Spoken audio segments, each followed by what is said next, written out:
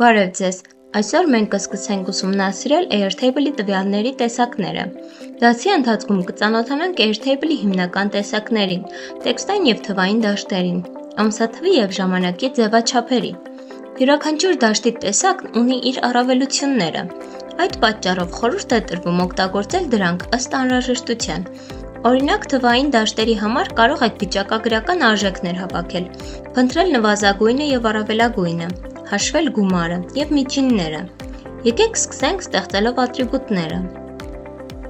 Համակարգը առաջարկում է նրանց տվյալի տեսակ սահմանել։ Յուրաքանչյուր ատրիբուտի տվյալի տեսակը կազմված է իր հատկություններով,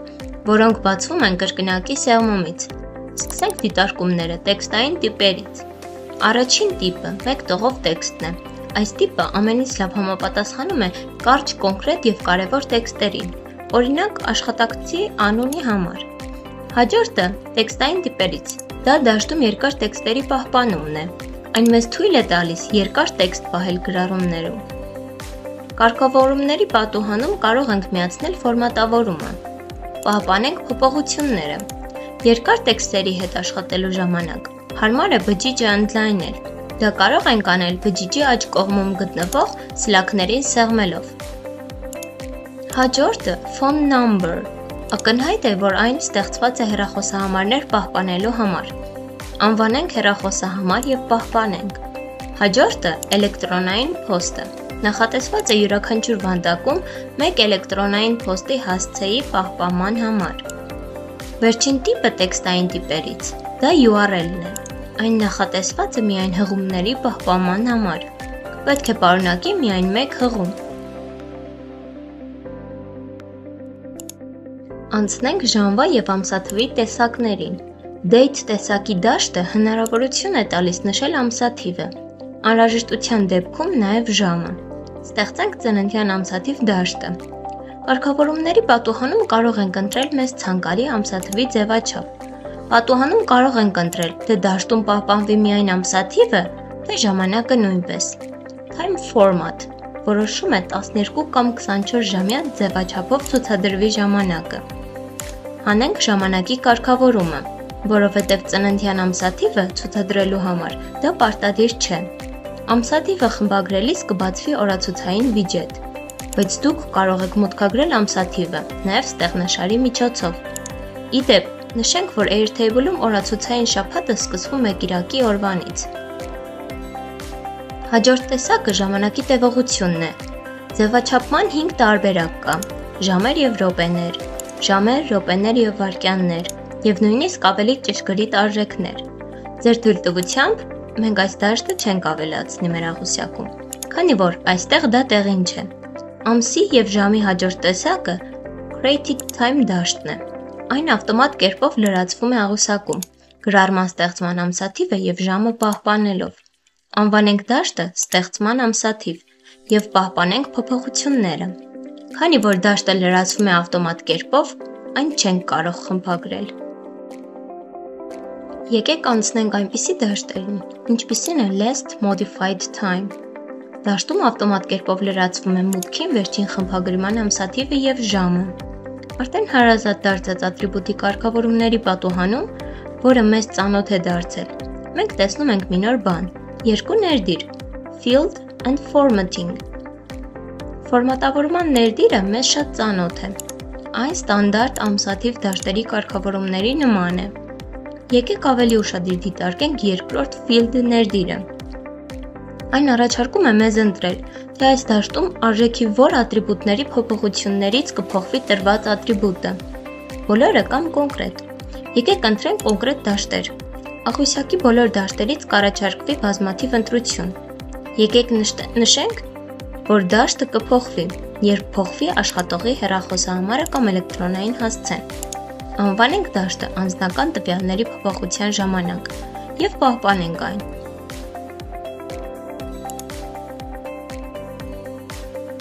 Եկեք փորձարկենք այն փոխելով աշխատակցի անունը։ Դաշտը մնաց անփոփոխ։ Հիմա եկեք փոխենք հեռախոսահամարը։ Դաշտը թարմացվեց։ Անցնենք համագործակիցներ ֆորմատի դաշտերին։ Այս դաշտերում դուք կարող եք նշել ձեր գործընկերներից մեկին կամ մի քանիսին։ Օրինակ, հանձնարարել նրանց առաջադրանքներ կամ տեսնել, թե ով է վերջին անգամ ստեղծել կամ փոփոխել գրառումը։ Ավելացնենք համագործակից տիպի դաշտեր։ Այս դաշտը ավտոմատ կերպով լրացվում է աղյուսակում, գրառումը ստեղծած օգտատիրոջ տվյալներով։ Այս տեսակի դաշտերը կարգավորումներ չունեն և չեն կարող խմբագրվել։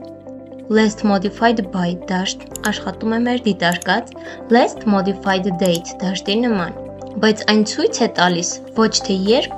այլ ով է վերջին անգամ խմբագրել դաշտ։ Այժմ թվային դաշտերը։ Դրանք պետք է օգտագործվեն այն դեպքերում, երբ մեզ անհրաժեշտ է ինչ-որ բան հաշվել կամ ամփոփել, օրինակ, թվաբանական գործողություններ կատարող բանաձևերում։ Նրանք նաև հիանալի են վիճակագրություն հավաքելու համար։ Առաջին տեսակը համարն է։ Սա դաշտի տեսակ է, որը նախատեսված է թվեր պահելու համար։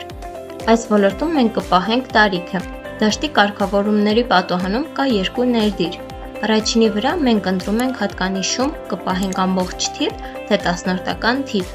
Դուք կարող եք նաև ընտրել արդյոք ատրիբութում բացասական արժեքներ ցանկանում եք պահել, թե ոչ։ Default ներդիրը թույլ է տալիս սահմանել լռելիային դաշտի արժեքը։ Պահպանենք։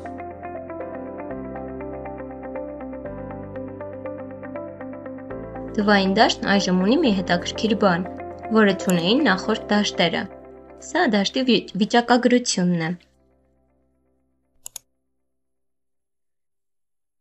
Հաջորդը currency դաշտն է։ Այս տեսակի դաշտը մուտքագրված թիվը փոխակերպում է արժույթի ձևաչափի։ Դաշտն անվանենք աշխատավարձ։ Հաջորդ դաշտում կարող եք ընտրել արժույթի նշանակումը, և այստեղ երկրորդ պարամետրը որոշում է թվերի քանակը ստորակետից հետո։ Այստեղ կարող եք նաև նշել լռելիային արժեքները։ Հիմա անցնենք տոկոսային տեսակին։ Այն անհրաժեշտ է տոկոսներով ձևավորված թվային արժեքները պահելու համար։ Կարգավորումների դաշտերն արդեն ծանոթ են ձեզ։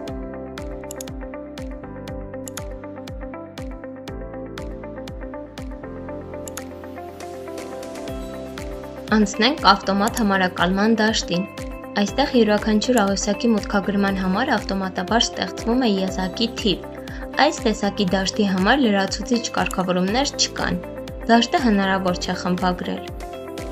Իսկ այսօրվա համար վերջինը վարկանիշ դաշտն է։ Մենյուում կարող եք սահմանել 1-ից 10 սանդղակ։ Մինչ այժմ մենք հանդիպել ենք միայն որոշ տեսակների։ Անկեղծ կլինեմ, ամենահետաքրքիր դաշտերը թողեցինք ավելի ուշ։ Հաջորդ դասում մենք կսովորենք, թե ինչպես ստեղծել բացվող ցուցակներ և ամենակարևորը, ինչպես կապել աղյուսակները։